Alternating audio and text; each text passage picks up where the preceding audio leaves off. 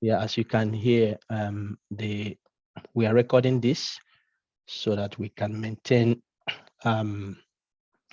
some minimized noise, I would say, so that we'll have clear recording. So welcome to you all, and use the chat box to introduce yourself. Apart from listening to the speaker today, we are happy to see that people can collaborate through these meetings.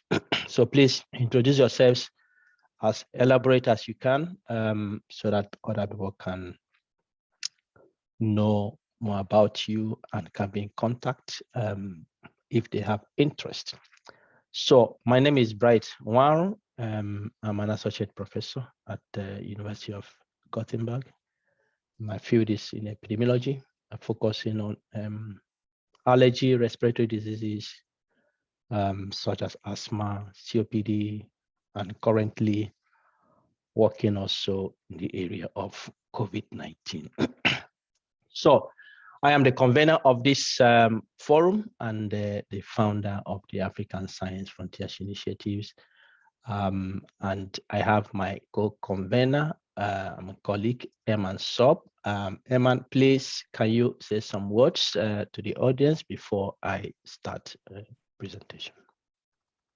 Hello, everyone. Welcome to the ASFI Seminar Series 2022. We are pleased for your participation in this fruitful discussion about multidisciplinary research. I am Associate Professor of Respiratory Medicine at Al-Azhar University, Cairo, Egypt. And I am also interested in capacity building and COVID-19 research. Welcome. Please share and participate in the discussion. Thank you.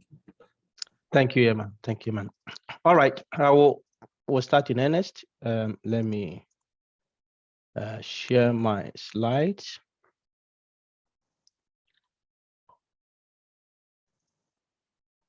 Okay, so this evening we are looking at multidisciplinary research and Africa's development, looking at where we are and to share some future perspectives. And this focuses on African scientists, what we are doing in this area. This is a common topic nowadays in the research context. Our speaker this evening will be Dr. Olufunke Fayehun from the University of Ibadan. And we have our able moderator, Dr. Limkile Mpofu, joining us from South Africa. So I invite you to join the conversation. No question is outside our discussion. Our goal for this is to open up conversations that after the presentation this evening, you can continue that also within your various clusters in your institute or network. So please take part in this evening. So this is African Science Frontiers Initiatives. We present this every meeting we have to let you know what we are out for. For those who have been following our activities in the last 2 years, you're already used to this. For those who are joining us for the first time, our vision is to raise the next generation of African scientists who have the right competencies to drive Africa's developmental and transformational agenda through innovative scientific research. Our motivation is that it is impossible for any context, any country, any region of the world to develop in the right direction without major input from science. So if there is lag in scientific output in any context, then it is really impossible for such communities to develop. So we believe that African science has a major role to play in driving Africa's development, and without the right competencies, it's really impossible to achieve that goal. So we want to instill excellence in African science through competence acquisition, capacity building, and career development. And we want to ensure that African science is contributing to Africa's developmental challenges. For only a competent science can change our current narratives.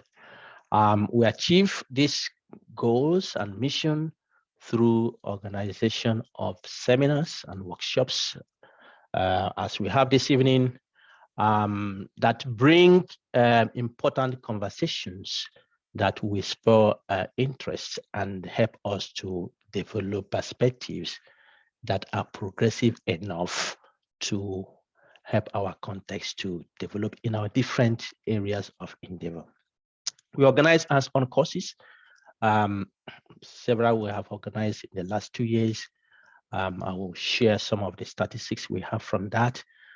Courses in scientific research methods, capacity building and career development, science leadership, science communication will cover these areas. And we also have very robust mentoring program. Then my last count, we have around 300 Africans cutting across 30 countries we are mentoring in our programs. So once we have our courses concluded, each course has a cohort of mentees we mentor to streamline the skills they have learned from those courses. We also have research activities in which we try to uncover issues that are relevant to African scientists and see how we can develop programs based on the findings from those programs, those research. So in the last 2 years, we have offered 7 courses, each of them lasting 1 full week. Each of our courses lasts 1 week, at least 6 to 7 hours, some 8 hours each day, in which we take you through the trainings in hands-on perspective. So we don't just come to tell you stories, you take part in these activities. And that is quite appealing to many people. So we have offered 7 of those courses. We have received over 3,000 applications for these courses. We have trained so far 817 participants across 40 countries in Africa during the last 2 years. And these are all free. We have done so free. When we started, we set a goal for ourselves. For the first 2 years we'll be in existence, we will train Africans free of charge in our courses. And that timeline will end the end of this year. So if you have not taken our courses and you want to enjoy the free courses we have, just to give you information, that ends at the end of this year. After that, we'll let you know how we are going to take this, but we will not be distracted from pursuing the goal of supporting African scientists to build their capacity and competencies. All right, 2021, we also had seminar series across different topics, as you can see here, but the focus was really on discussing issues related to career development and capacity building, cutting across various topics we covered last year. And that was quite interesting and well appreciated and by participants.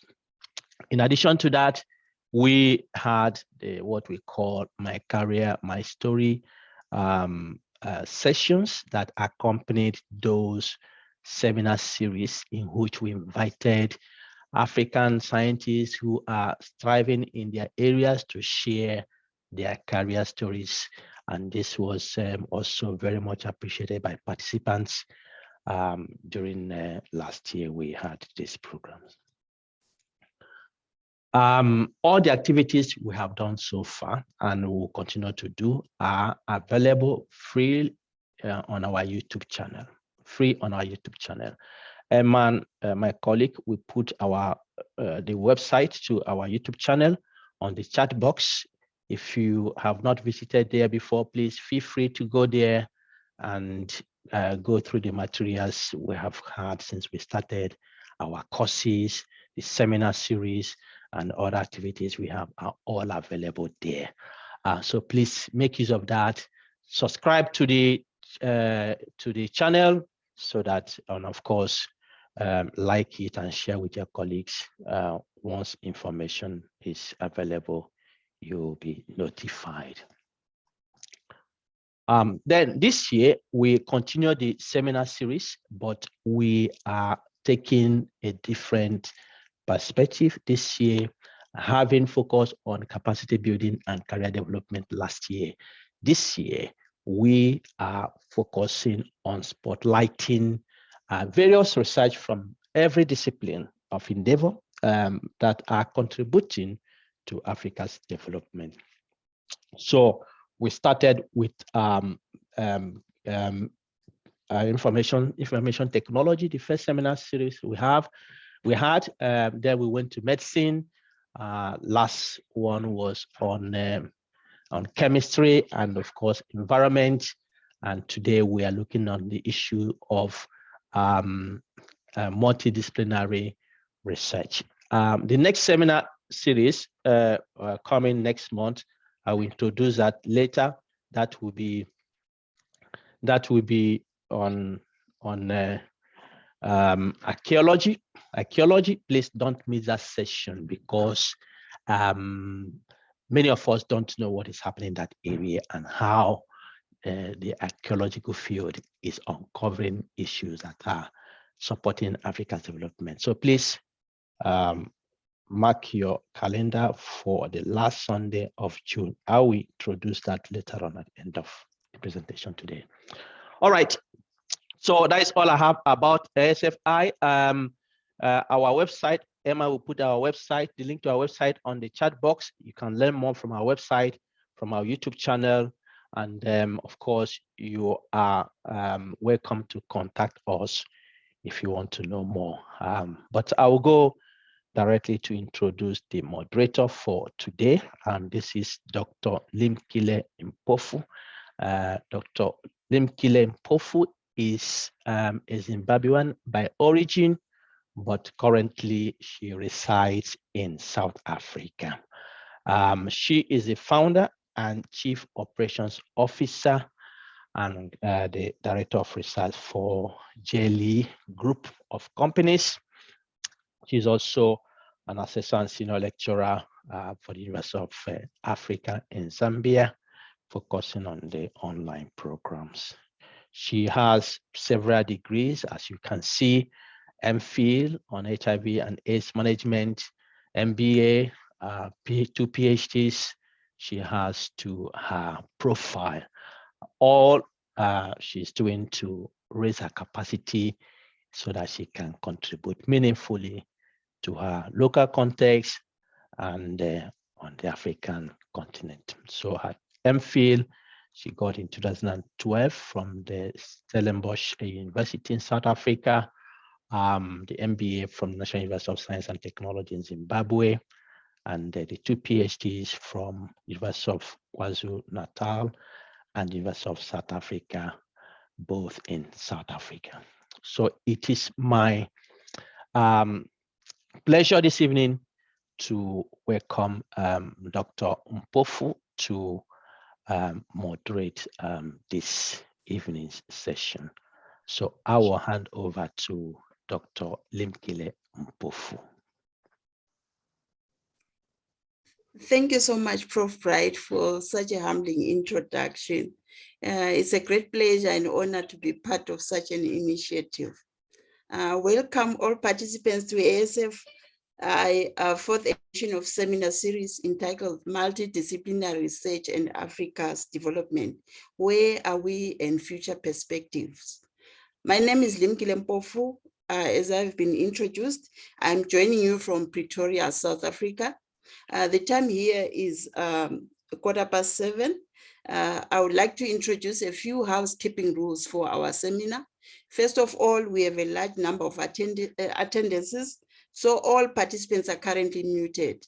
We have also planned time for after presentation question and answer. Please send any questions that you might have for our speaker, focusing on today's topic in the question and answer box. Also, please feel free to send us any technical question you might have or comment on the chat function. I like today's topic because it speaks to ASFI's vision and mission, as Prof. Bright has already shared, that of raising the next generation of African scientists with right competencies to drive Africa's developmental and transformational agenda through innovative scientific research.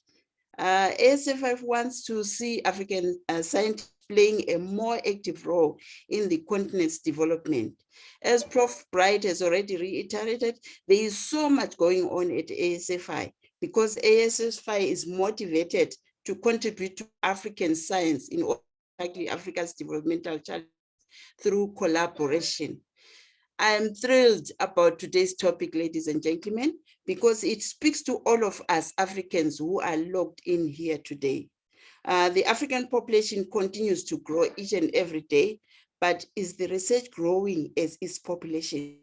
And questions will be like, are the developmental frameworks to cater for such a growing population currently in place? Or maybe are there any indications that reliable plans are being put in place?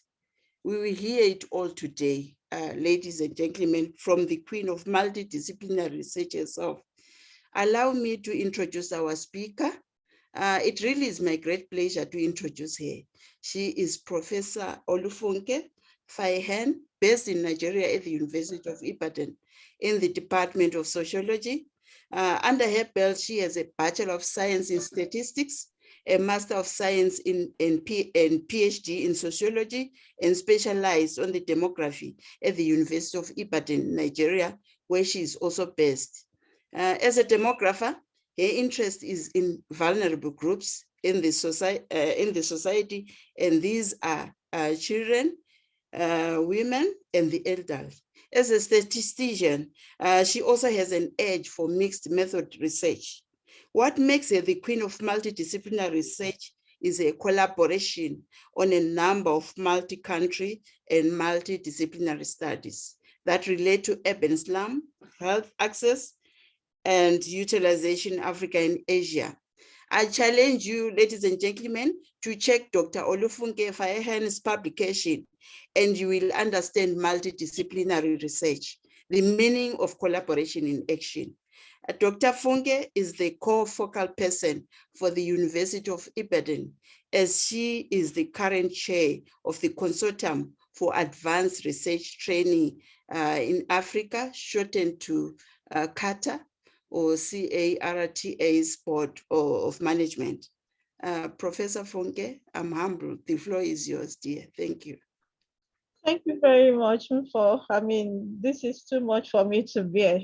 Well, thank you, everyone, and I'm glad to be here. I want to thank Bright and Emma for giving me this opportunity to just talk to you from my heart about Africa. I'm also very passionate, like Bright and Emma, and info about the development of early career researchers in Africa and African scientists generally. Because like Sharon Ford said, we need to get to a point whereby research in Africa should be done and be led by Africans so that we can inform policy around, appropriately. So I'm glad to be here, and I'm going to share my screen now and then go into the presentation. Thank you so much, Bright and Herman, for inviting me. And a welcome to everyone. Okay, so I want to welcome you to this presentation today. And like I'm so sorry, but I'm going to get your name before the end of today's meeting. I hope you can see my screen. So I'm Funke Fayehun. Yes, thank you. I'm Funke Fayehun from University of Ibadan. And like you said, my background is statistics, and then I moved to sociology. And people ask, why are you from statistics, pure science, natural sciences to sociology? Then I found my interest in, and I did my PhD in demography. And so today I'm going to talk about multidisciplinary research and African development. I'm going to talk from my heart, where we have a future perspective. So the presentation outline is, I'm going to talk about multiple disciplinary approaches in research, multidisciplinary research. And then we look at this, we narrow it down to multidisciplinary research and African development and agenda, particularly 2063 agenda. And then we look at the example of multidisciplinary research in Africa and Asia continent. And then I will conclude it by talking about CARTA, what we've been doing, and some of the research work we've been doing in Africa. So let's start with these multiple disciplinary approaches in research.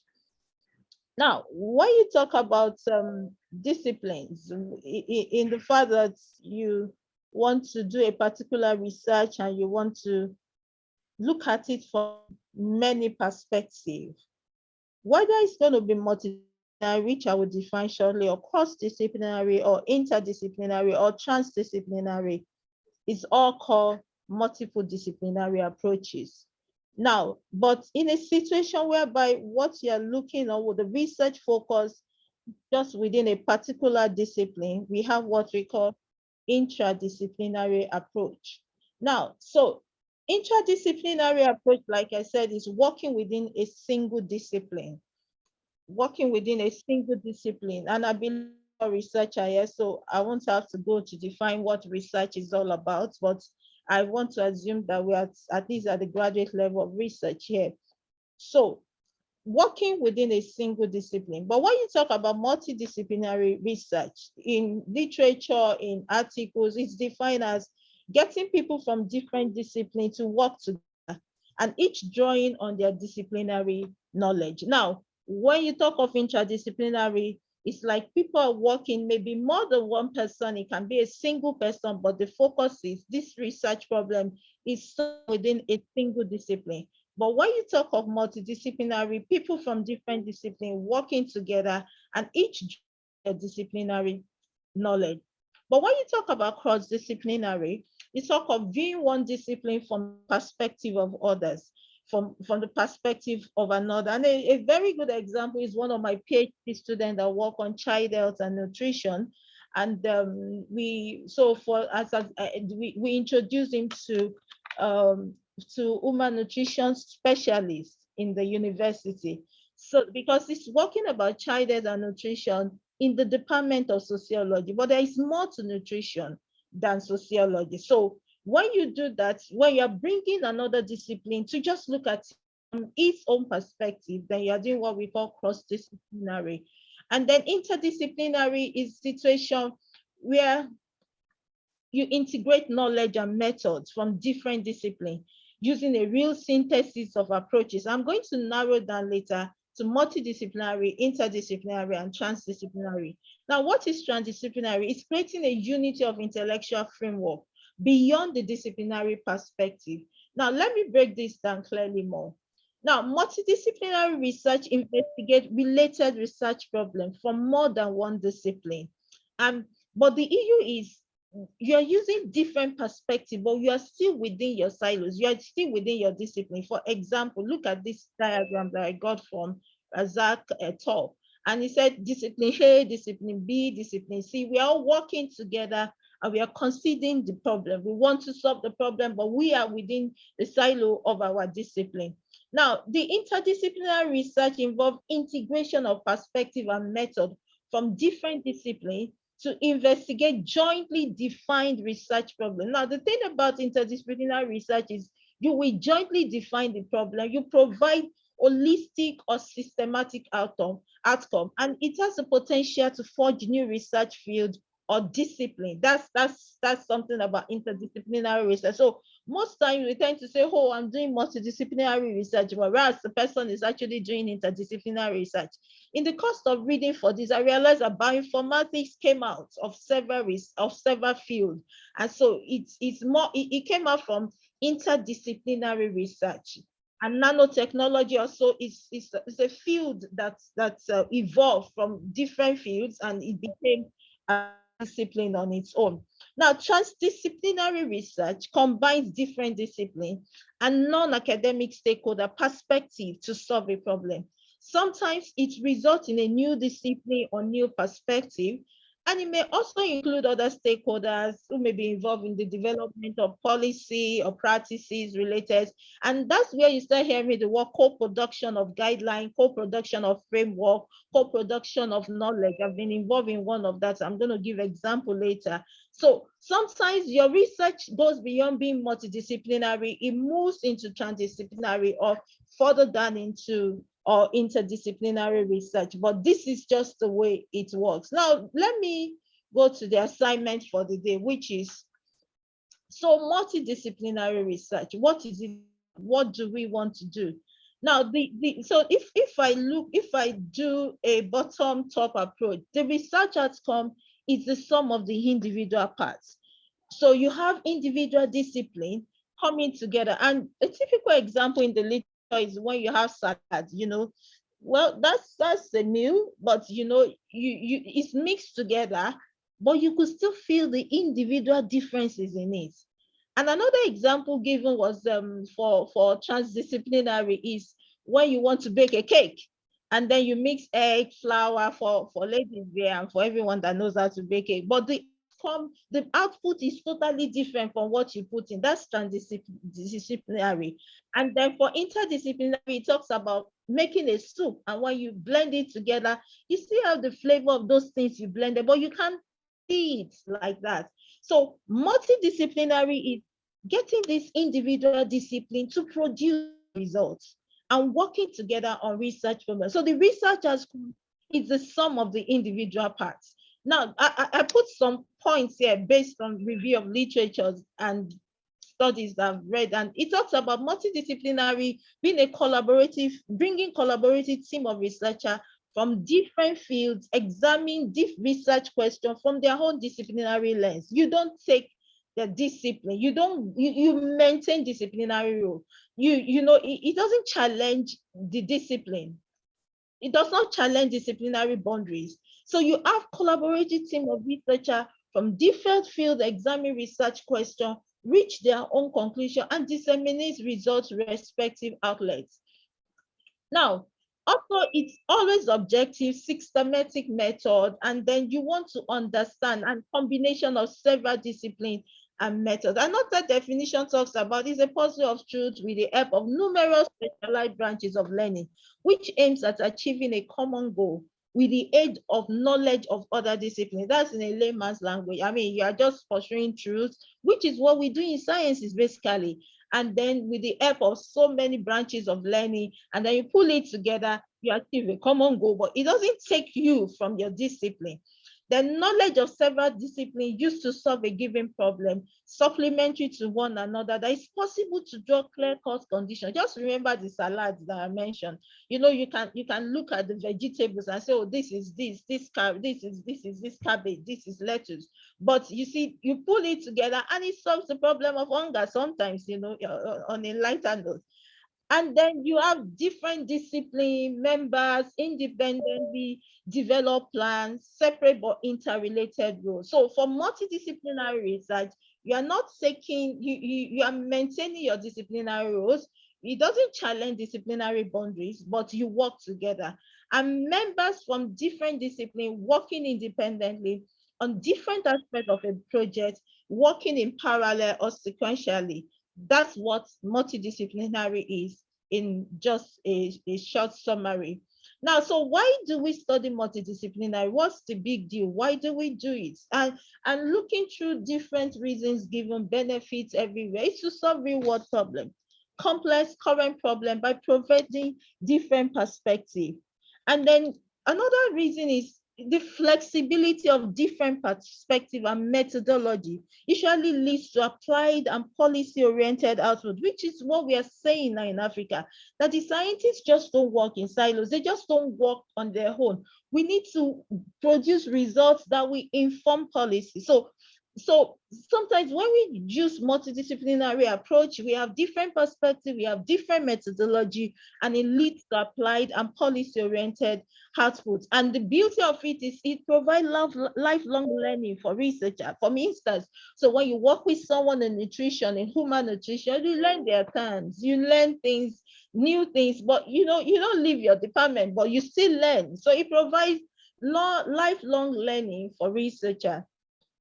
So I'm going to narrow down and come to multidisciplinary research and African development agenda. That was really a very tough topic for me, because I said, so how do we put this together? How do we discuss this? So, but first, let's look at African development agenda. It's called African Development Agenda 2063. And the summary is a shared strategic framework for inclusive growth and sustainable development, and a global strategy to optimize the use of African resources for the benefit of all Africans. I'm pausing there so that you can read it very well. Now, look through this statement. There are words that are synonymous to collaboration, that are synonymous to multi-work, doing something in group. And I try to highlight that it's a shared strategic framework for inclusive growth. The growth is not separated. It's not just for this part, for everyone to grow together. And then to optimize the use of African resources. It's a lot of resources. We need to work together. And the truth is, it's for the benefit of all Africans.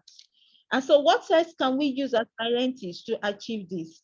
Now, if you look at the Declaration of African Head of States and Government, it said the goal is to build, and I like the way it's crafted here. It said to build an integrated, prosperous, and peaceful Africa. I know someone will say, yes, that's what we are looking for.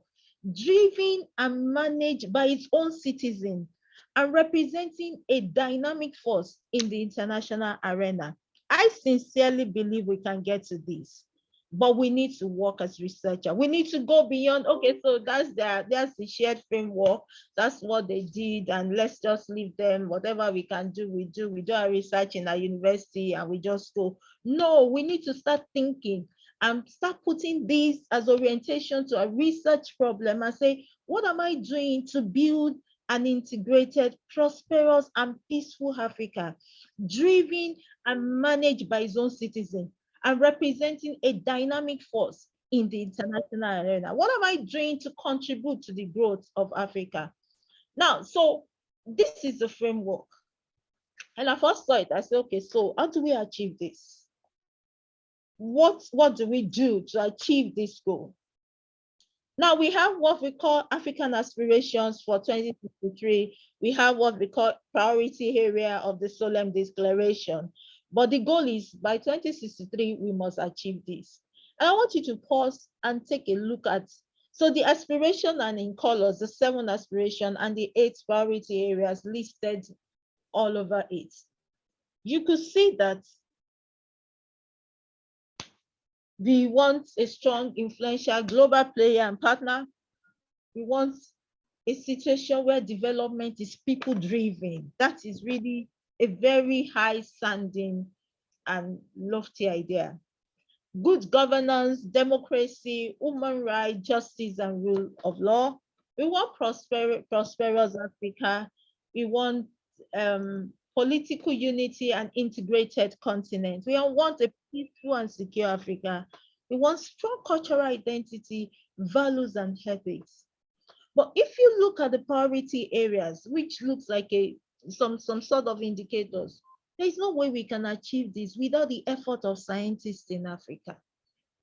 We want a prosperous Africa. We want to reduce poverty. We want to increase job. We want health.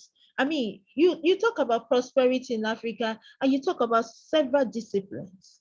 You talk about the technology, especially with the COVID situation, and that is showing us the role of technology in the development circle.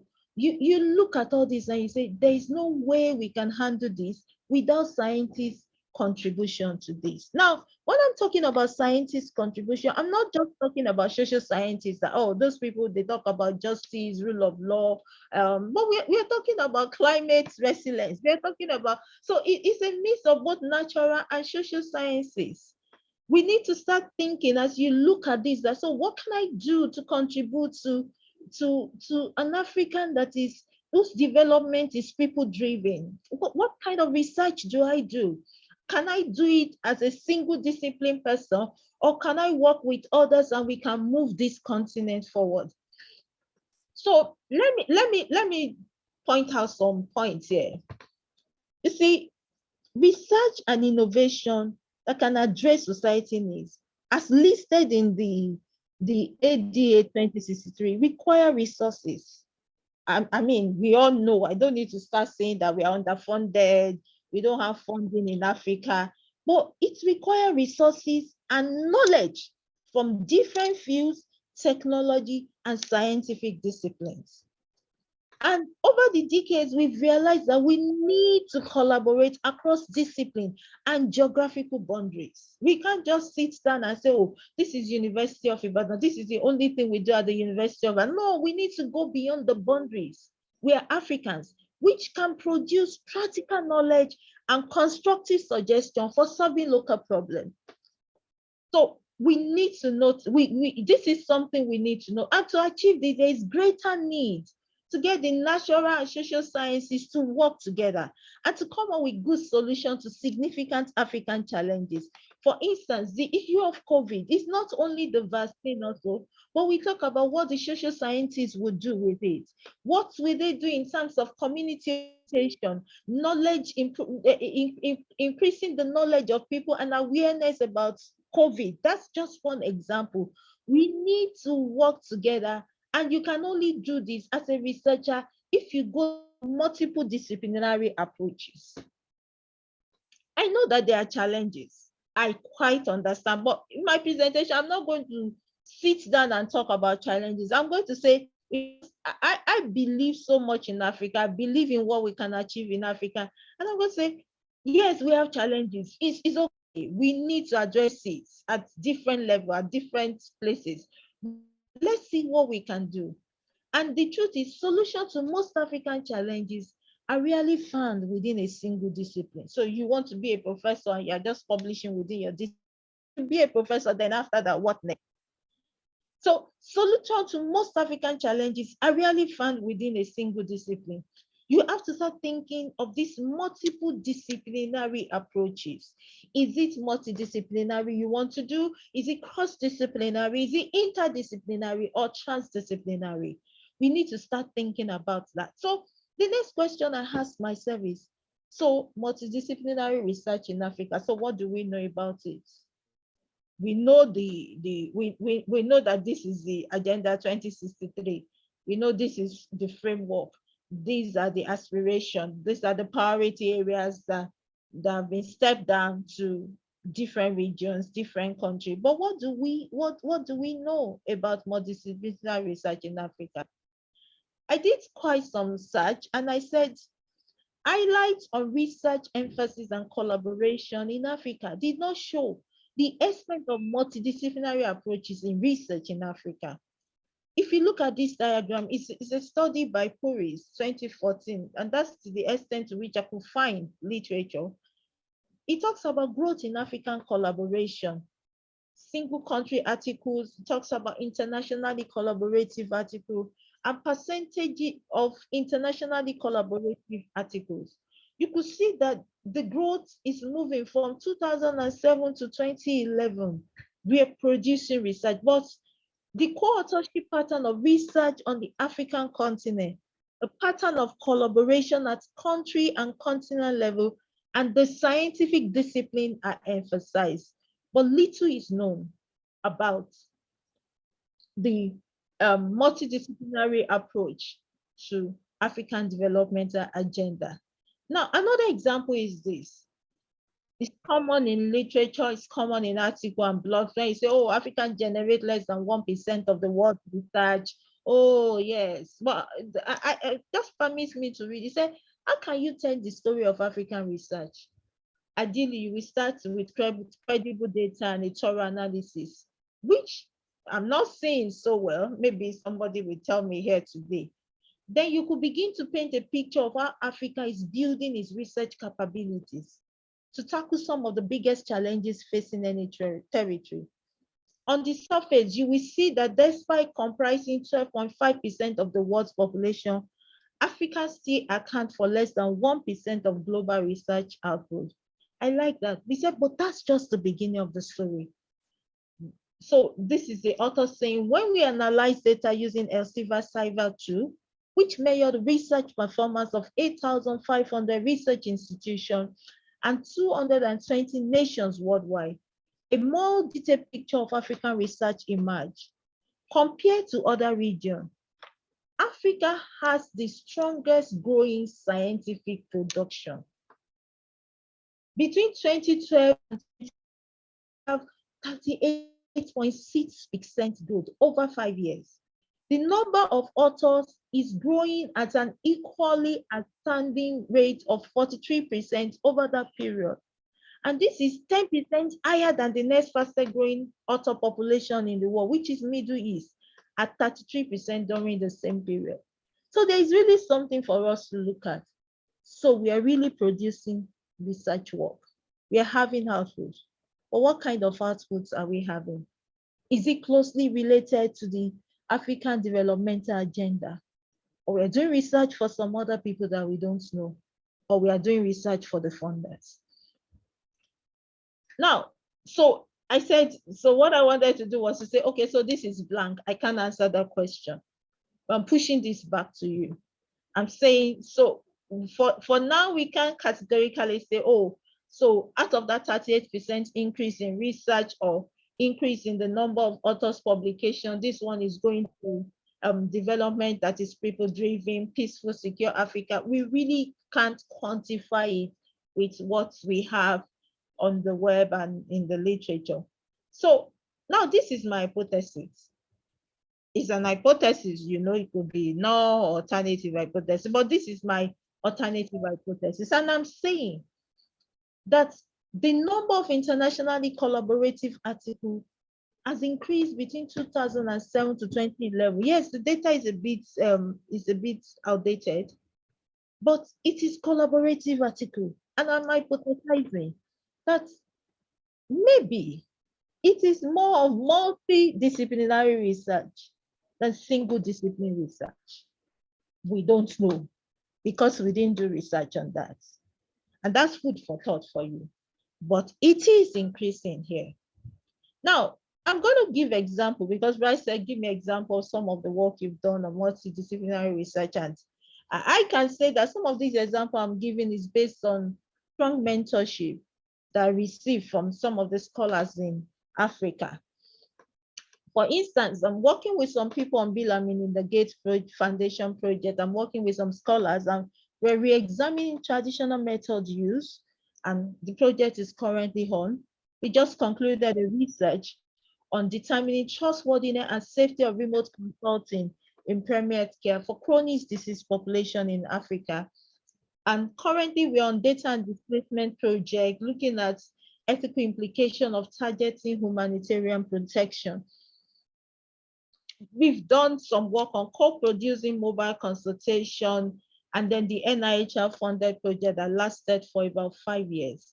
Now, let me pick some of the multidisciplinary research and then you just take a look at it. This project is done, it's a 2-year project and it's a multidisciplinary project involving scholars from Nigeria, South Sudan, and the United Kingdom. And we work across academic disciplines of data science, of geography, international relations, law, politics, peace studies, and sociology. Now, this study goes beyond it being a multidisciplinary because it combines academic and operational expertise of the research team. We have people who are not in pure academics, or who are stakeholders on the issue of data and displacement. So it moves into the realm of transdisciplinary projects. And the reason is to critically check to how do we contextualize factors that shape the production of humanitarian data ecosystem. So you can go online, it's online, just search data and displacement, and you will see the research. Another research on the re-examining traditional method use is led by AFIDEP, African Institute for Development Policy, and it's in partnership with researchers from College of Medicine, University. So I'm working with the team at the University of Ibadan. In that team, we have a public health physician, we have a sociologist, and we have a demographer, and team from University of Ghana, from Kinshasa, and from Democratic Republic of Congo. And what we are doing is understanding traditional method use in Africa. And that's what that project is all about, and it's still ongoing.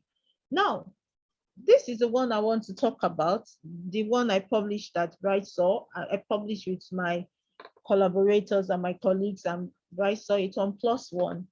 It's NIHR Global Health Research on unit on improving health in slums. And what we did, the project we did was to map current health services and facility and understand how these are used in 7 slums across Asia and Africa. I mean, it's really quite a big project. And the overseas partners, we have African Population Research Health, Independent University. Let me show you this diagram. This is the research. We have research team from this university, University of Lancaster, University of Warwick is the lead university, University of Birmingham, Aga Khan University, Pakistan, Kenya, African Population and Health Research Council, the University of Ibadan. And among the University of Ibadan, we have someone from Geography Information Science and from Sociology Demography. We have community health physician. We have public health physician working with us, and we have people from different fields working with us on that project. And in Kenya also, we also have health economics and other people working with us on that. And for different clusters, you have different disciplines working on that project. So you also have Independent University of Bangladesh. And the essence was to map out health services use in the slums in this African Asian country. Now, I just want to show you the result, then I'll tell you how we did it. And then we go to other points. Now we deliver on the project protocol, because the question is quite a very large team. If you go to that website, really, really large team. We delivered on the project protocol on the objective and project research goal within time.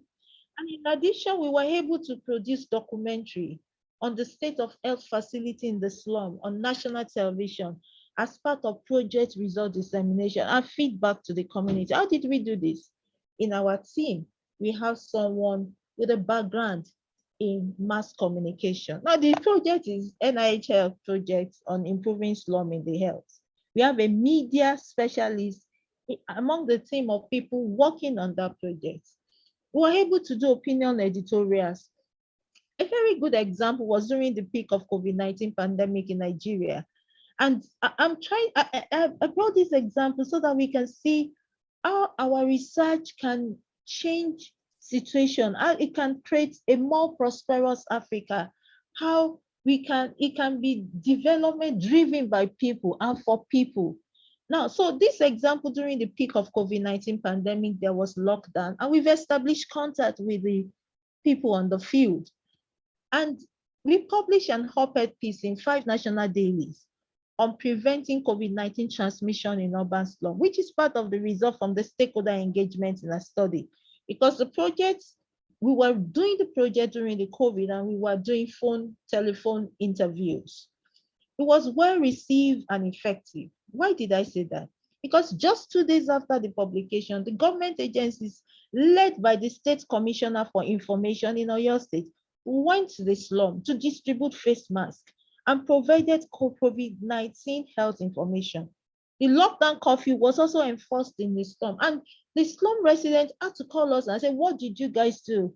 The commissioner for information came, they were distributing, and we got to know that even the media specialists in our team is on the same platform with all the commissioner of information in different states. And so it puts that report there. And then the second day they went there. That is how we can inform policy. That is how we can change things in Africa. Of course, during this project, we also published a newspaper piece in 9 national dailies. Now, the beauty is the work is improving health in the slum. We have public health precision, but you see, getting it down to the people, getting it down to those people that will make decisions that can help people, that can cause a more prosperous Africa. We need a media specialist. And that is the beauty of multidisciplinary research. So the question I'm sure you'll be asking me, so how did you do it? How did you do how did it work? It's a very large team. What we did was we were part of design and writing of the proposal. We are not data collectors. That's what I tell people. I am not data collector. I am a co-investigator on your project. And so we participate in project design and in writing of the proposal. We give examples. Our input will inform the proposal based on previous research and field experiences in Nigeria. Now, we also need to be aware of that. We also put structure and process of the project replicated in the local context. I mean, we created capacity appropriate roles for Nigerian team members. Yes, we have this big team. We have the lead investigator for different work packages. Also, for each co-investigator in Nigeria, we assign an appropriate role for co-investigator for different work packages. So I was handling the area related to mixed methodology, community engagement, and then somebody who is a geographer was handling the area of geography information science there. And then we have monthly meeting of local team members to discuss the project timeline and activities. We have local partnership with the primary healthcare board, local government authority, community entry and visit to the site gatekeeper were facilitated by the network that we have. We did community stakeholder engagement involving slum residents at different points in time through the project. And dissemination of the finding was also through stakeholder participation, stakeholders workshop. And for this, we built on our existing network with the media platform because we have a media person working with us, that worked with us on the project. In addition, we have joint publication that is online. We have several publications that are multi-country publications. And we also have a Nigerian site publication. We have PhD students seconded to the University of Warwick. And then we have follow-up multidisciplinary research project based on this collaboration and partnership. We need to start from somewhere. And so from that particular project, we had all this network, and we are still having more and more network. But the beauty of this is the network started with a consortium of African researchers. And that will take me to CARTA. Yes, currently I'm the co-focal person for University of Ibadan. Professor Kinka Omigbodu is the focal person. And I'm also the current chairperson of the board of management of CARTA. And I'll finish my tenure by September. I've been there for 2 years. Now, Consortium for Advanced Research Training in Africa. Because the question, as I was writing this presentation, I said, you know, it's actually good for us to start from home, and then we can build on our network. Now, let me talk to you about CARTA and the rationale for CARTA. So, we started by saying the scarcity of robust research and training infrastructure capable of attracting, training, retaining the continent's brightest minds. I mean, we all know brain drain, and we all know what is currently happening, particularly in Nigeria. We have limited capacity of African university to produce globally competitive postgraduates. And then, of course, we all know that African universities are overburdened, not just burdened, but overburdened. We have financial problem, we have funding problem, we have capacity problem. And this, when you sum it together, we create weak preparation of the next generation of African scholar. And then you say, well, how did these people, how did they get there? I don't understand. I don't understand how we train people and they're not competent. Why? Because of this scarcity limited boarding system that we have. So we have these Africans that really would push this forward. We have Alex Eze, we have Sharon From, we have Chima, I call him Chima, Akin Komigodu. They pushed it. They sat down in a conference and said, how do we solve this problem? And so through the network, we created a consortium. A consortium consists of African institutions, non-African partners, and African university. For the African universities, we have University of Ibadan as a partner. We have Obafemi Awolowo University at another state in Nigeria, University. We have Makerere University, Uganda, Moi University, Nairobi, and University of Nairobi. And then we have University of Malawi and University of Witwatersrand. And then we also have African Research Institution. APHRC is the lead institution with University of Agincourt Health and Population Unit in South Africa is also part of the consortium. Ifakara Health Institute, Tanzania, and Wellcome Trust Research Program, KEMRI Wellcome Trust Research Program in Kenya. It's also part of the African Research Institution. So it's divided into three clusters: the African universities, African Research Institution, and non-African partners. The non-African partners we have, we actually started with University of Tanzania, but they drop off along the way. Then we have the non-African partner. We have Canadian Association for Global Health. We have Swiss Tropical and Public Health Institute, Switzerland. We have University of Gothenburg, Columbia University, University of Warwick, Brown University, Virgin University, and University of Chile. And we have an organization called ESEO that's an expert in review of literature and writing literature in research and working on research literature generally. And what do? We have funders, of course, because we cannot do this alone. But we have these brilliant Africans that sat down and wrote the proposal for my generation, because I wasn't there then. And I'm still acknowledging Alex Eze, Sharon Fong from South Africa, Alex Eze from Nigeria. I was the former executive director of African Population and Health Research, Chima, and all of them that work together. And sitting down, writing proposal, looking at the foresight and say, okay, so we're looking at next generation of Africa. How do we develop them? And so we have the funders. All the funders you have here, some are no longer with, we are not getting funds from some of them, but quite a number of them we have funds from Wellcome Trust. Wellcome Trust has been fantastic from the beginning of the project. And we have CIDA, we have Carnegie has been super supportive. And we have all these funders supporting Africa in Nigeria. And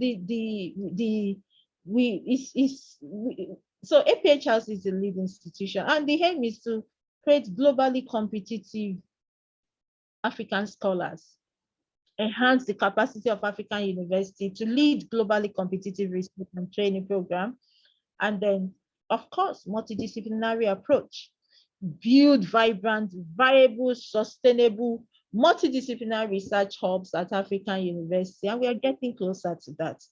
And then create network of locally trained, internationally recognized scholars. Those are the aims of CARTA. Now, so we've gone through phase 1, phase 2, and now we have phase 3, which is CARTA 2025.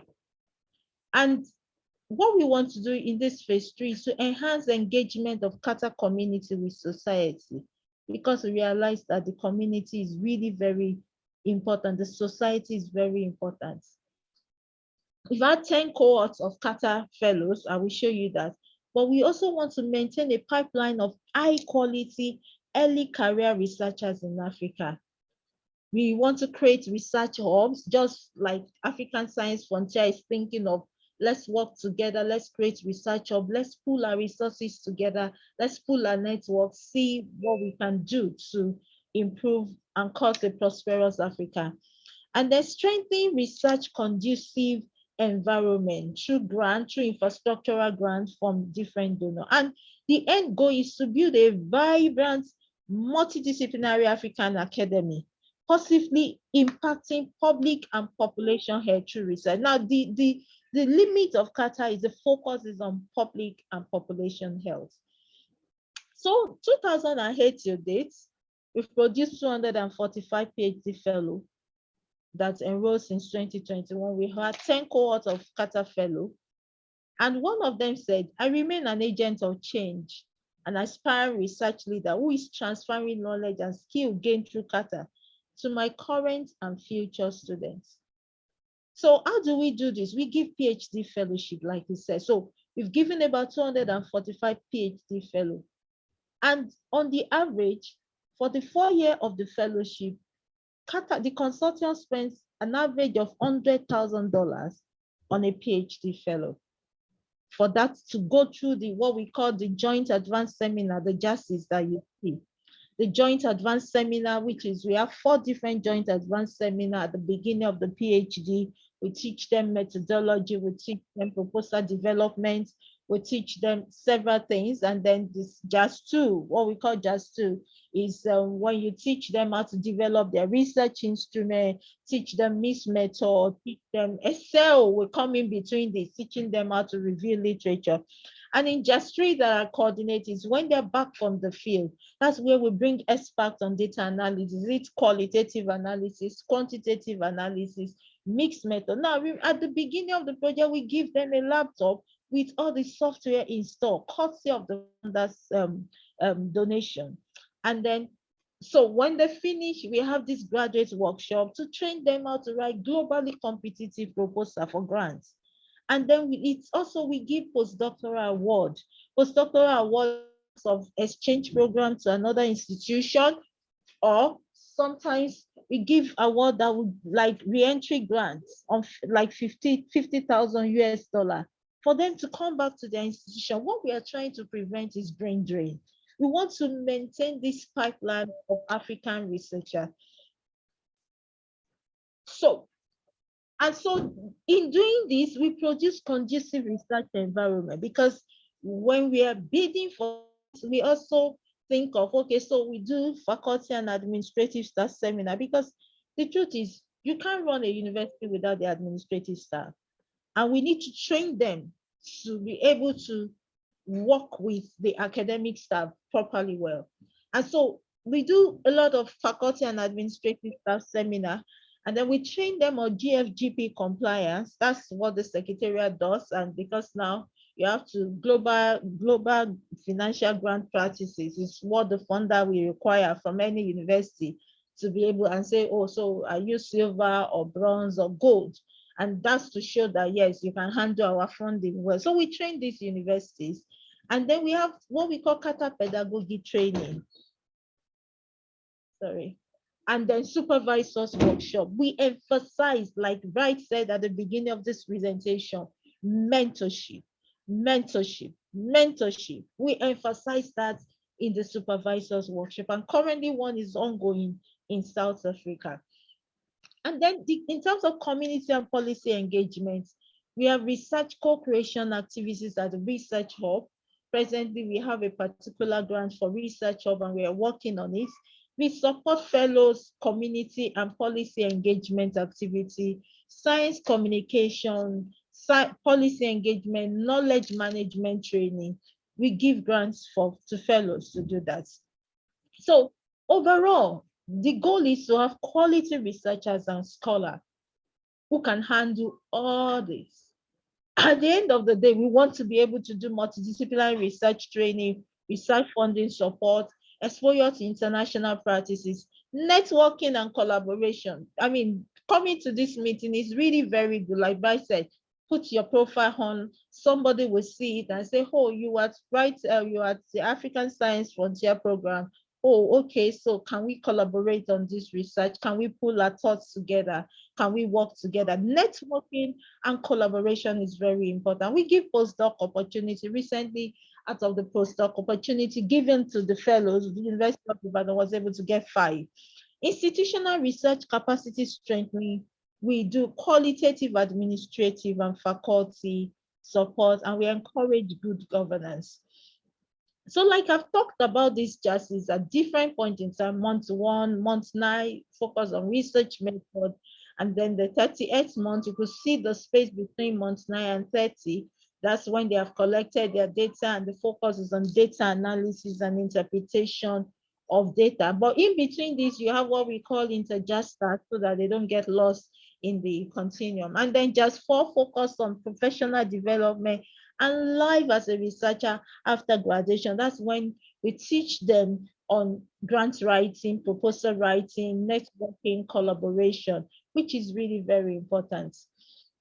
There are other interventions, like I've said, given by CARTA, computer data analysis software, access to RedCap for 5 years. I'm going to mention that at the University of Ibadan, supervision, training, and contract. I mean, for CARTA fellows, we enter into contract, though it's run by the university, but we also enter into contract with the supervisor that let's finish this thing in 4 years. Don't let's spend 20 years to do PhD. That is possible for us to finish at the minimum time or the maximum time created by the university. And then we say, for you and for what you have done, we pay you your time for doing this. And that's what we do to encourage the supervisor. We have close monitoring of progress in PhD, and it is really, really close. I mean, we've had calls to drop fellows off as they were on the program. Conference attendance based on the research in their work.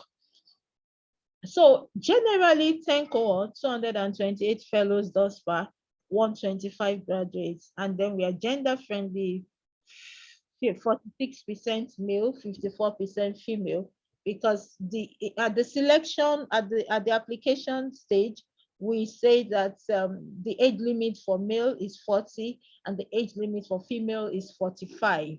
I mean, CARTA is one program in Africa that is really female sensitive, because we believe also that women tend to have dual career with their families and their children. And so we take care of that. We've had a seminar that someone brought in less than 6-month-old baby, but CARTA paid for the nanny, paid for taking care of the baby during that seminar, because we know that we must also empower women in Africa.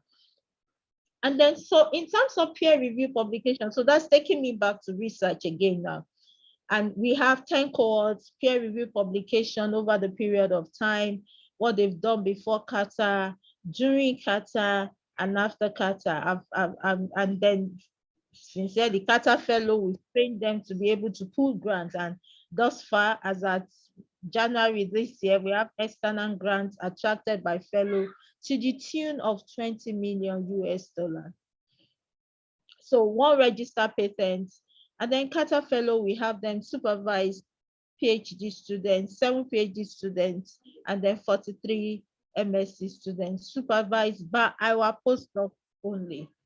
Now, so let's talk about what we've done in terms of research, because I just showed you an example. Let's this recent article on CARTA fellow scientific contribution to the African public and population health. And Jude said, so they're publishing. So what are they publishing? What's the contribution of this to African public and population health agenda? How are we contributing to population, because the project is about population and public health focus? How are we contributing to this? So we did, and this is a summary of the results in total. 140 CARTA fellow published 806 articles in peer-reviewed journal over the 8 years up to 2018. And that's 2018. So you can imagine what we have published now. All the publication considered in this paper had authors affiliated with African University. That is where we are going. 90% of the publication of these 806 publication had an African University first author, and 41% of the paper have CARTA fellow as the first author. The publications are available in over 6,300 online version, and have been cited in over 5,500 other publications. Now, the beauty of it is we are strict on where CARTA fellows publish. It's not what the University of Ibadan people will say, oh, this is published in a local journal. No, because the funders, the Wellcome Trust, as a list of where you can publish. And so if you want your article to be open access and you want it funded by journal, by CARTA, then we need to go and look at the list of credible journals to publish the work. So about 69 of the published paper address the 9 African public and population health research agenda and SDG priority areas. Infectious disease top the list of publication 26.8. And then this is followed by health system and policy research, maternal and child health, sexual and reproductive health. Let me just give you a brief view of this publication year by year. So it's increasing year in by year of publication. Remember that 2011 was when they just started. So as they are having graduates, you're having more publication. The increase in the number of articles published by CARTA Fellow contribute to improved research output of African academic and research institutions. And so this is summary of health priority in which CARTA Fellows have published. They published on infectious disease, non-communicable sexual and reproductive health, maternal and child health, and policy, violence and injury, food security and nutrition, mental health and substance abuse, and environmental health, and in line with different agency goals. So this is what they publish overall. Infectious disease is topping the list, health system and policy, and by research priority area. So let me go to University of Ibadan. And the university, because of course, University of Ibadan gave me this platform. The University of Ibadan was a founding partner of the CARTA when it started in 2009. And thus far, we've received 36 fellows, 20 completed, and we have 16 ongoing. And the estimated amount per fellow is about $100,000 for the period of 4 years. We have postdoctoral award re-entry grant. This is 5 as at the time, but for now it's now 10. And is at the estimate about $50,000 US. There are internship opportunities, short course support, conference attendance, open access publication course for all fellows, as long as you can do good research work. And more than 80 publications from CARTA fellows at the University of Ibadan within the period of their fellowship. That is as at that time, and it's really more than that now. And in collaboration with CARTA also, University of Ibadan wrote proposal with CARTA and were able to get a grant of $1 million US from CARTA Foundation. We have capacity building for University of Ibadan staff. We host the Joint Advanced Seminary for CARTA Fellow. We've been doing that since 2013. And we draw facilitators from several countries in Africa, Europe, and North America. We do public lecture series. We do distinguished lectures. And then we receive grants, which CARTA did for all the university, subscription to journals in medical library, first funding team plagiarism checker for UI was given by CARTA in 2014. And the university has continued to maintain this with funding from the postgraduate college. Research collaboration, joint fundraising with partner institutions. I've shown you some of the collaboration we had. It's with the University of Warwick, and then University of Warwick to King's College, to Birmingham, to several places. So it's the network that developed within Africa and that led us to work with other partners outside the Africa.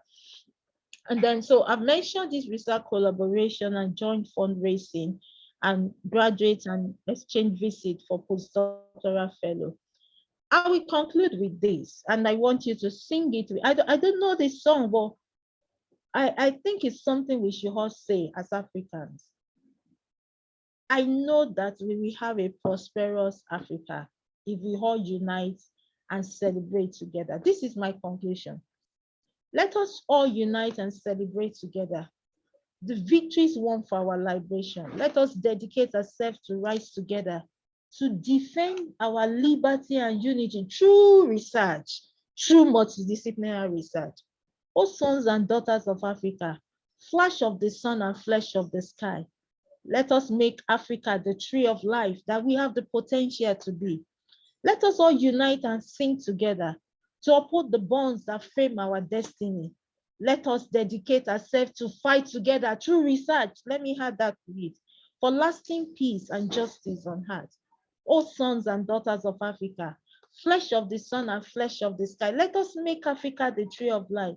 Let us all unite and toil together through our research work, through collaboration, through networking, to give the best we have to Africa, the cradle of mankind and font of culture, our pride, our hope at break of dawn.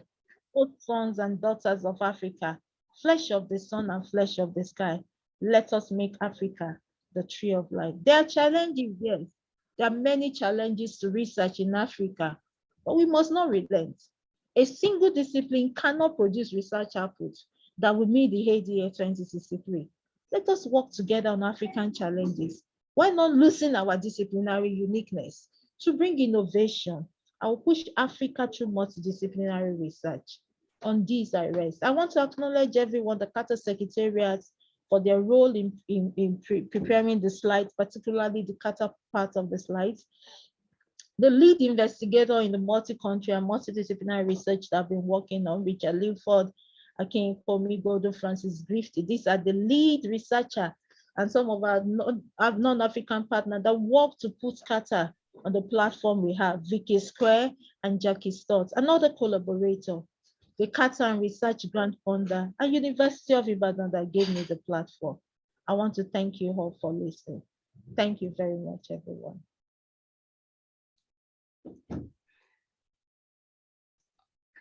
Oh, wow. Oh, Dr. Olufunke. Now you understand Africa when I was saying you hear from the queen of multidisciplinarity. There you have heard it. Dr. Olufunke, thank you so much for this wonderful presentation. We really appreciate it. What we have done is very, very impressive, and I hope Africa has heard you, that we need to think about how we can contribute to Africa's development. And we also need to think about research and innovation that can address societal needs. It is amazing what we have done so far, and I'm hoping that Africa has really, really heard you and will go and implement and collaborate so that we all reach that destination. Let's take advantage and collaborate and support the goal of producing quality researchers.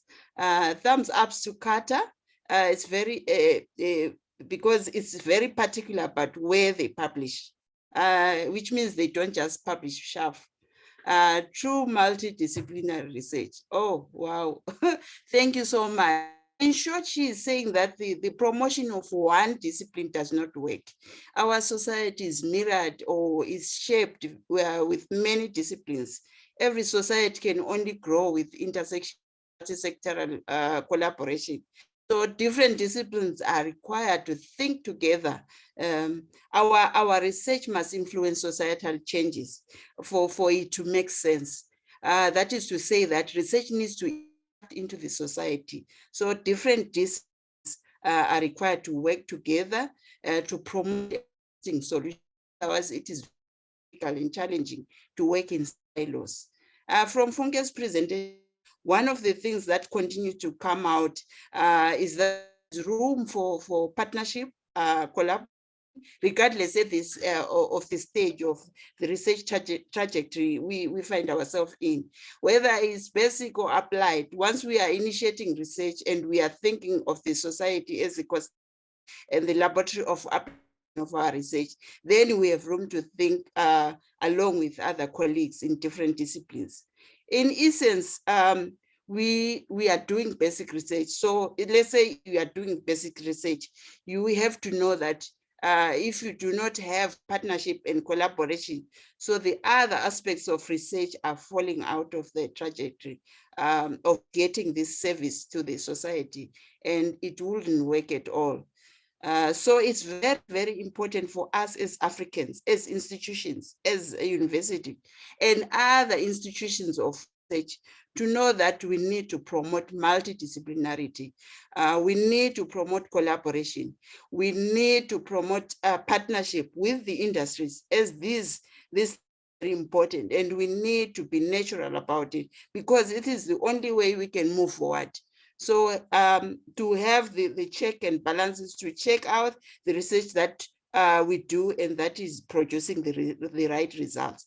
We can't be satisfied by just being a professor, like she said, without considering multidisciplinarity, because multidisciplinarity promotes lifelong learning for any researcher. So you will also be able to produce results that will inform policy. So thank you so much. The beauty of collaboration, as she has said, is that you pull people from different angles.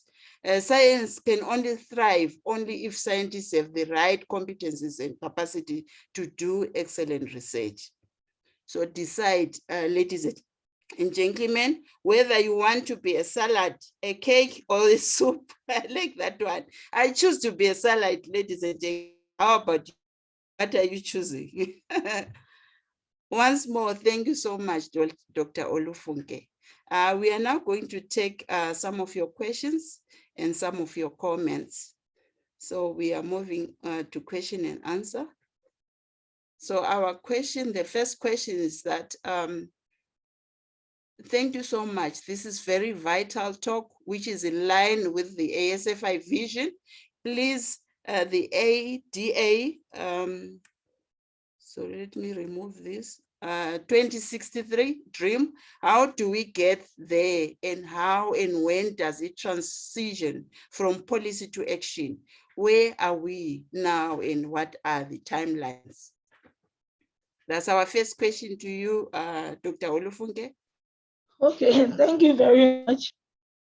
You know, this is really a very good question, and thank you for summarizing the presentation. How do we get there? And how and when does it transition from policy to action? Now, if you look at the framework, and I'm going to drop the link, I'm sure if you go online and you search ADA 2063, you will see that the framework has been done, the indicators are there. And getting it from policy to action depends on us as researchers. The question I will throw back to you is this. Can you look at the framework and look at what you have been doing? Is it possible for you to identify a particular priority area that you are working on? I know that I've seen a lot of questions asking me, how do we get this? I think we start from where we are. Currently, we are still far from achieving the goal, but we can start from wherever we are and we will get there. First, let us, from this meeting, go and study the ADA 2063. I'm going to do another study on this myself. Let's look at and try to do a matrix of what you have done or what you plan to do and how you contribute to African development. Thank you. That's the way I can answer that question. Thank you.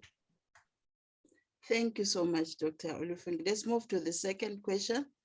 How do we intend to break the barriers of freely exploring other disciplines as a researcher and not be seen as delving into areas considered to be outside your expertise? Okay, so I think this is going to answer two questions. There's a question on, so somebody said, when he was younger, they said, don't move there because when you're a professor, they're not going to. Now, multidisciplinary research is bringing what you have to the table. We are not taking your discipline from you. We're not taking your focus from you. It's just that you are coming and you are contributing to other research. Now, let me give you an instance. I remember when I moved from statistics to sociology, somebody actually said, oh, you're neither here nor there. But I also know that between sociology and statistics, there are fields. There's a particular discipline, demography, that works between both of them. And then so when I got to that discipline, I said, what am I working on? What will I work on? What priority area in terms of SDG goal will I work on? And then I pick maternal and child health, started with it. If you're a development sociologist, or you're a criminal, you're in criminology, or because I'm in sociology department, so I'm giving such example. It's not going to take your discipline from you. There are different aspects of maternal and child health that you can work on without losing the uniqueness of your discipline. Multidisciplinary research is not that you go to another field and start using the methodology of another field and claiming it as your whole research. No, that's not what we are saying. We are saying you are bringing your uniqueness to the field. And then you're writing up at the end of your research, you're writing a coherent report saying, yes, I am a developmental sociologist. Yes, I'm a demographer, but work on maternal and child health in this form, on this aspect in this form. I mean, somebody in pediatrics we also work on child health, but the uniqueness of my discipline is what I bring on the table. So, and I said, which is very important, is a lifelong learning. And one of the problems we tend to have is people getting into the multidisciplinary research thing and then trying to lord over other people. No, you go there to learn and you bring your own points. You know your discipline, you bring it to the discipline, but nobody will see you as delving into a considered to be outside your expertise. What you're bringing in terms of multidisciplinary research is your own expertise to that field. Recently, I got a call to work with some people on a continuation of a project on data and displacement. And there's this part on social protection, and I've not really worked on it. So I called someone who has worked on it. And one of my friends said, oh, you can. I said, no. I don't have the expertise needed for that project at that point in time. Yes, I'm in social sciences, but that doesn't mean that I understand everything in social sciences. That project has different work packages. I'm going to work on the work package that I understand. I'm not delving into other fields. I am within my field, carrying myself and my methodology and my field knowledge. I'm bringing it to that field to contribute uniquely to that research. I hope I've been able to answer that question. And one other question too. Wow, well answered. It doesn't take you from your discipline. Thank you so much. The third question is that how can we create more mentoring channels for creating confidence among upcoming researchers who are who are interested in venturing into multidisciplinary research in Nigeria or Africa? Okay, so you're on a good platform. Bright is doing that here. Bright is working at University of Gothenburg, but he's trying to contribute to Africa. Look for good platform. And then you also mentor younger ones well, but look for very good platform. We can create mentoring channel. CARTA is doing that very strongly. And then, although we know CARTA is limited, but there are platforms like Bright's African Science Frontier platform that you can join at the beginning of, and I'm just going to talk about it towards the end of this presentation, or what they do, because quite a number of people have joined us on what they do in this African Science Frontier initiative. It's all about mentoring upcoming researchers and building vibrant African scholars that can inform policy. So get into the right platform, look for people. I remember during my PhD, I read an article on child health and a particular scholar from Ghana, and I wrote to him. I said, oh, I read this and this about your research. Can you please take a look at my proposal? And I didn't hear from him for some time, but he replied and said, oh, I'm sorry I've been away. Send your proposal to me. I mean, we are not bad in Africa. Let's just reach out one way or the other. But the caution I'll put there is you reach out with integrity. There's something called research integrity.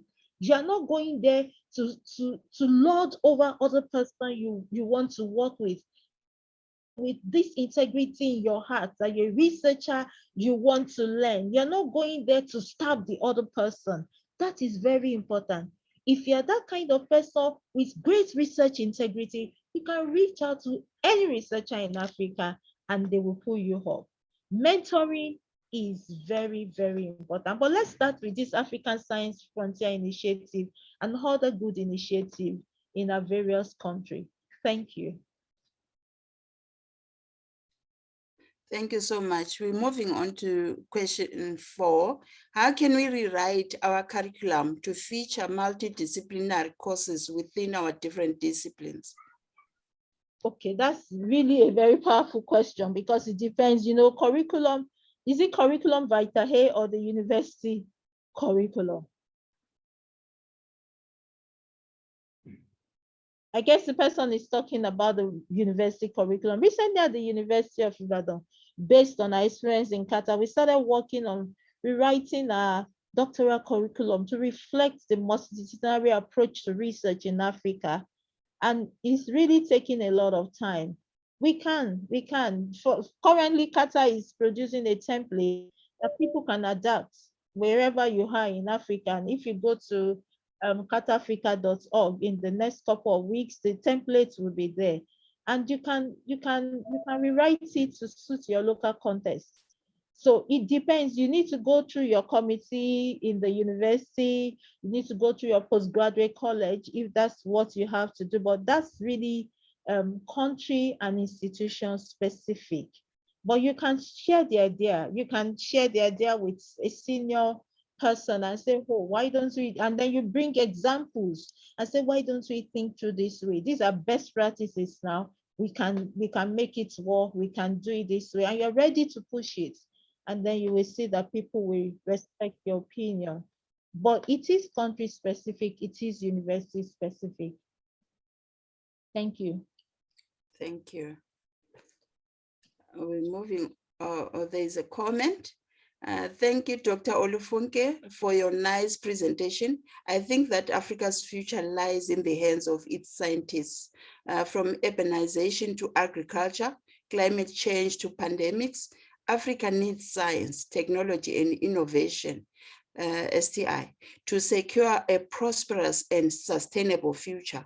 The continent must urgently reverse the brain drain of its talented researchers and ramp up its education and expertise so that Africa's problems can be solved by Africa's people.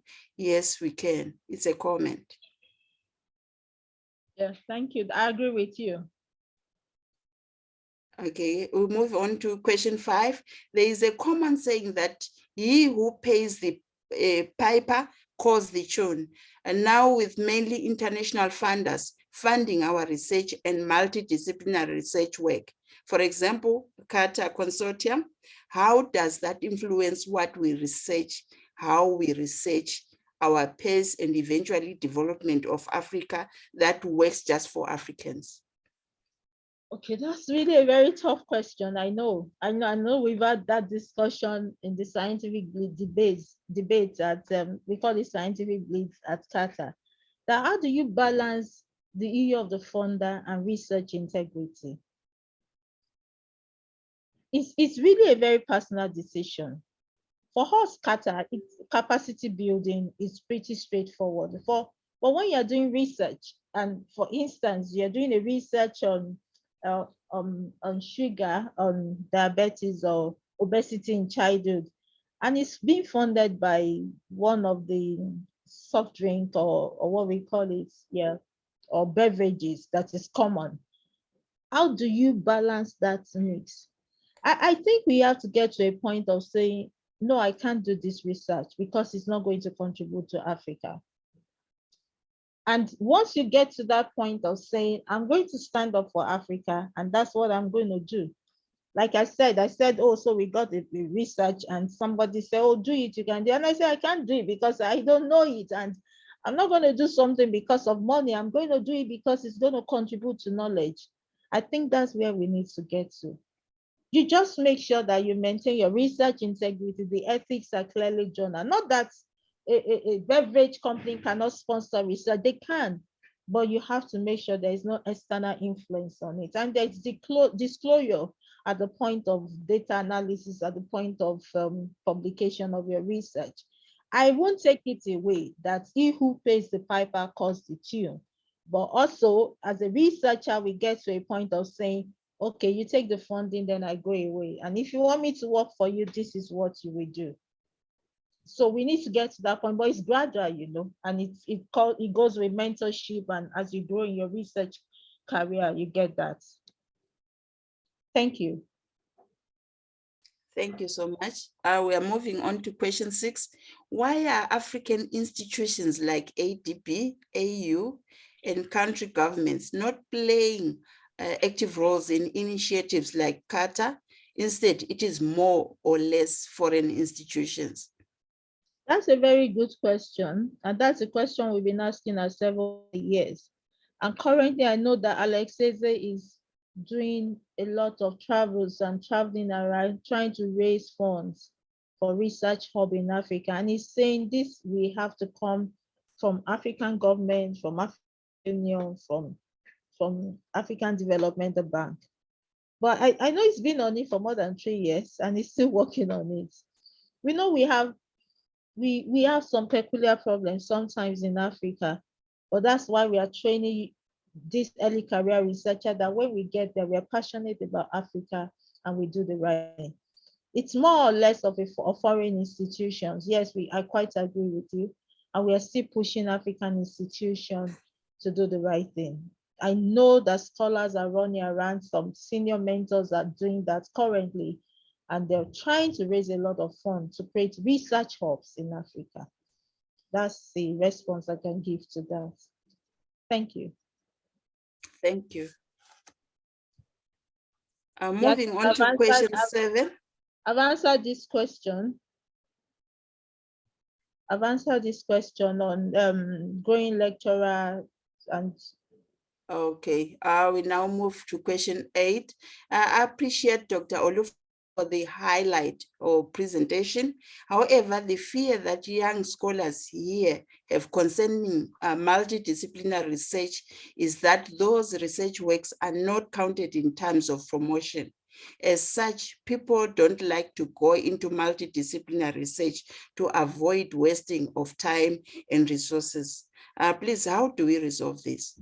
Okay, so let me give you an example. I remember during COVID and we were doing some research on digital health, because we realized that we are at the point whereby the use of digital health needs to be improved in Africa. And then, you know, people were writing a lot of proposals. And somebody called me and said, oh, okay, I want to write this proposal on something on education and gender. And I said, yes. And he said, I want you to be part of the co-authors and the co-investigators. I said, oh, I've not done anything on gender like that. I've been into health research basically. He said, no, I just need your name. And I said, no, you don't need my name. So when we talk about multidisciplinary research, like I said, even though as a young scholar, you're working with other people, but within your field. Don't say, oh, okay, I know how to do this, and you're jack of all trade and master of none. You're still master of your field, even though you're working with other people. And in such, you will be able to, at the end of the day, you'll be able to write a coherent, because in my university, you need to write research focus, a one-page research focus of what you have been doing to be able to get to be a professor. So your research focus should be coherent. And it comes from being selective in what you do. So as much as possible, you want to do multidisciplinary research. And in Africa, I know money dictates a lot of things. You want to be here because there's fund and here and there. But somehow we will get the money, we'll get the funding. But we just have to be selective in what we do. That's the way to handle that. Okay, thank you so much. Thank you so much. We're moving to question 9. Can we get the slides of your presentation? Yeah, that will go to Bryce and he's going to talk about that. Okay. Oh, that's it. So thank you very much, everyone. Over to you, Bryce. Thank you, everyone. Yes. Thank you. Thank you very much, Dr. Olufunke Fayehun. This is excellent. I think you gave us even more than I expected, and you have stirred some interest in us now. This topic came as a result of the experiences we have generated from the activities we have engaged in ASFI. The way we organize our programs is that we encourage Africans to work together, and people come from different disciplines, different career levels, and sometimes have got the complain, well, this I'm qualitative, this person is quantitative, I am information technologies, and this person is medical person, economics, and things like that. Well, I try to persuade people that there is always a point we can meet. And that point we can meet is that we are humans first. We are humans first. We have one brain. So in that, what we should aim in our research is to solve our human problems. And we can each borrow from our different disciplines to solve our problems, to the point that we can be speaking different languages, but we are really achieving the same objective. So I thought that this would be an important session, and really it was an important session. So Dr. Fayehun, we are really grateful for this opportunity you have given us to hear this perspectives. It was an excellent presentation, and I am confident that the participants appreciate what you have done. Please, you can give her a thumbs up if I'm speaking your mind. You just click the this thing and give her a thumbs up. So thank you, and I hope this will not be the last time we will have you on our forum. I think you have signaled a path of discussion we can continuously engage as an organization, and as well as our ecosystem of participants. Thank you. And Dr. Mpofu, thank you for the sterling moderation of this session. It was great, and we appreciate your input and being part of the ASFI community. So thank you very much. And for our participants, thank you for joining us this evening to grace this occasion. Just give me a few minutes to conclude. The 5th edition of this year's seminar series will be based on archaeology and Africa's development. You can see that we continue to discuss issues around Africa's development, because we know as scientists, we have huge role to play in taking our continent to the direction we want it to go. So Professor Alena Segobie from Namibia, but based in South Africa now, working as professor at the Northwest University. She is also a fellow of the African Academy of Sciences. She was on this platform last year, and she spoke on the role of government, African government, in scientific research. But her core research area is on archaeology and how African archaeology is driving Africa's development. So please don't miss this opportunity, because I know many of us may not be having daily access to such kind of information on what is happening in the context of archaeology. So she'll be speaking from the direction of our heritage, what our heritage is as a people, how knowledge appropriation is being undertaken within the field of archaeology vis-a-vis development, and as well as how archaeology and science and technology are meeting up. So please mark your calendar, 26th of June. As usual, we will send out information at the appropriate time for registration for this session. The other thing I would like to speak, please don't leave. We still have a number of things to. Dr. Warren's research tips and tricks is still ongoing. We had the 4th edition last Friday, and it is now available on our YouTube channel.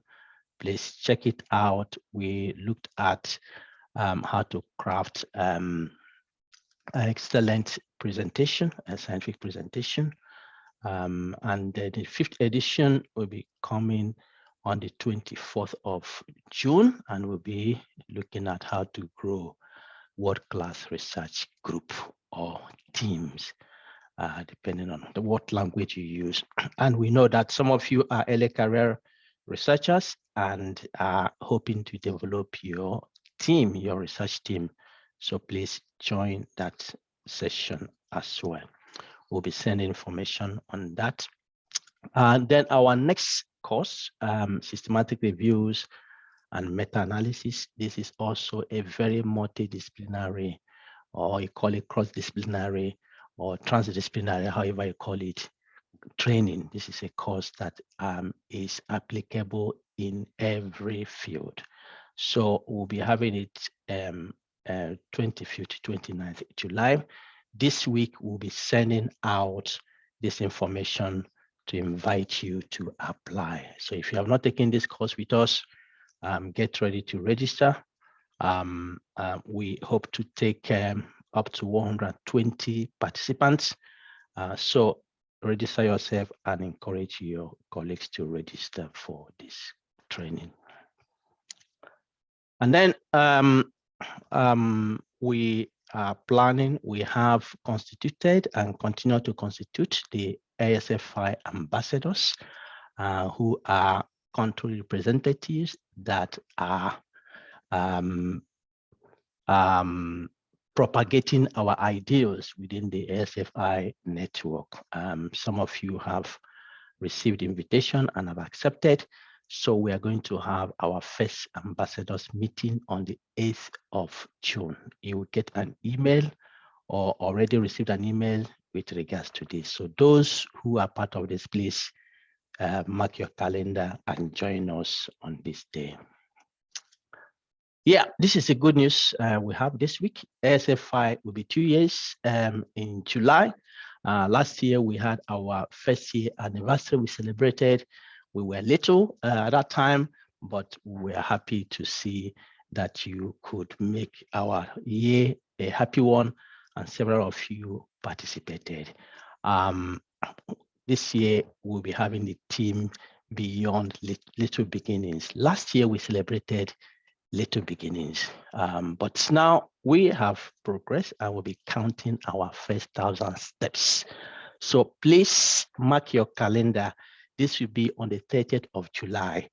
So for the month of July, we will not have the seminar series as we had this evening. We are going to replace that with the ASFI 2-year anniversary. We have that evening packed of activities. So mark your calendar and join us that day. Several of you will be taking part. We'll be sending information as we get closer. Please don't engage yourself that evening. We want to tell you our story and we want to hear your story.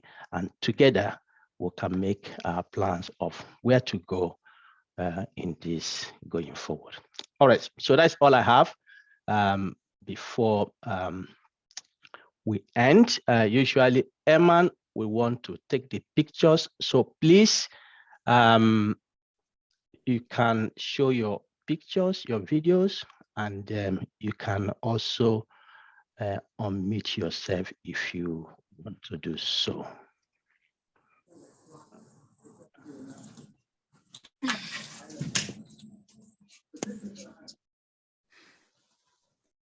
Hello, nice to see you again, all of you. Yes, Leah, see you. You are having so much smile. What is happening in Rwanda? Nothing. I'm happy for this session. Okay. Learn a lot. Great. My Prof, thank you so much. We appreciate. Yes, But is it possible to have the record? Prof. Good evening, everybody. Thank you so much.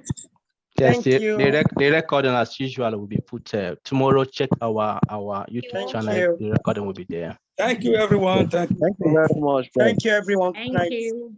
Thank you. Just a minute and Eman will take the Thank picture. you, everyone. Thank you, everyone. Thank you, you. everyone. Thank you, Professor Bright. That is impressive. Thank you very much, Prof. Thank you for joining us. Thank you for joining us. Nice meeting Thank you, every one Prof. of you. Bye-bye, everyone. Thank you. Bye. Bye. Bye. Just hold it, let Bye. Emma take the picture, then you can Thank leave. you. I take Okay. it. Thank you. You have Thank taken you. already. Yes. Okay, thank you very much. Yeah, And thank you. I wish every one of you a good evening, and see you in next week. Prof. Good evening, everyone. Thank you. Thank you.